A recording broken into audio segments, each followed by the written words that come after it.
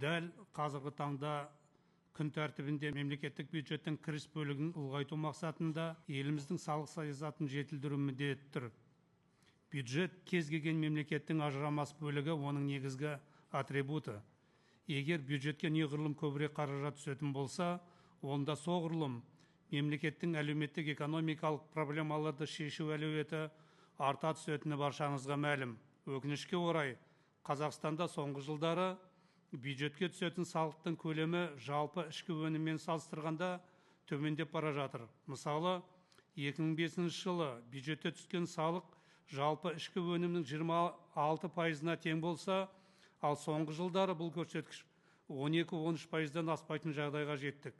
Бұл өте қауіпті үрдіс. Осындай мәселе мені экономист ретінде толғандыратын жасыра алмаймын. Біз соңғы жылдары әлеуметтік мәселелерді шешуге ерекше екпін бердік.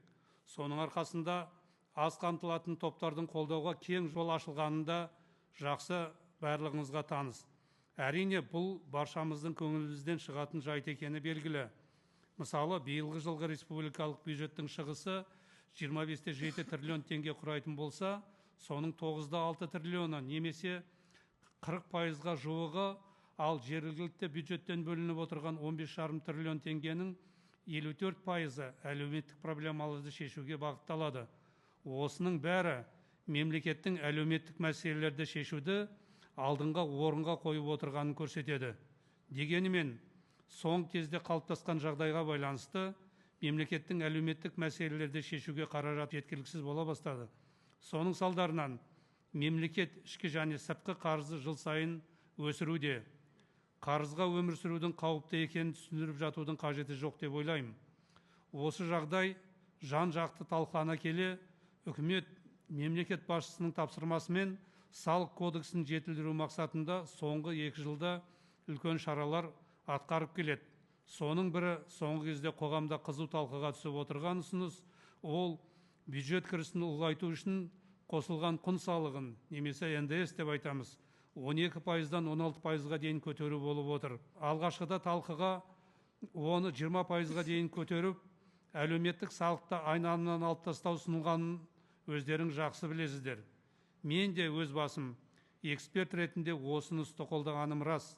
Оның бірнеше себебі бар.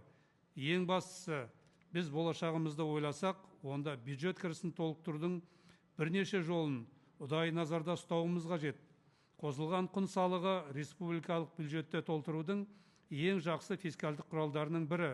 Өйткені ол әкімшілік тұрғыдан алғанда өзін-өзі бақылау элементін қамтиды. Мысалы, қосылған құн салығын төлейтін компаниялар өздерінің іскер серіктестерінің де салықтың осы түрін толық мөлшерде төлегенін қалайды. Әйтпесе олар жоғарырақ қосылған құн салығын төлеуге мәжбүр болады. Екіншіден, қосылған құн салығы сыртқы сауда айналымын реттеудің бірден-бір тиімді құралы. Мысал ретінде, Қазақстан мен Россия арасындағы сауда қатынасын алайық. Россия біздің негізгі сауда серіктесіміз.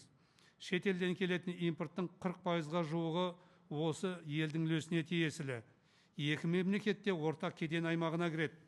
Демек, екі мемлекет арасында тауар алмасу кедендік баж салығынсыз атқарылады. Россия экономикасының әлеуеті бізге қарағанда барлық жағынан анағұрлым күшті. Соның салдарынан бүгінде біздің ішкі нарықта россиялық тауарлар басым. Бұл мәселені реттеудің бірден-бір заңды жолы ол біздегі қосылған құн салығының мөлшерін Россиядағы жағдаймен теңестіру.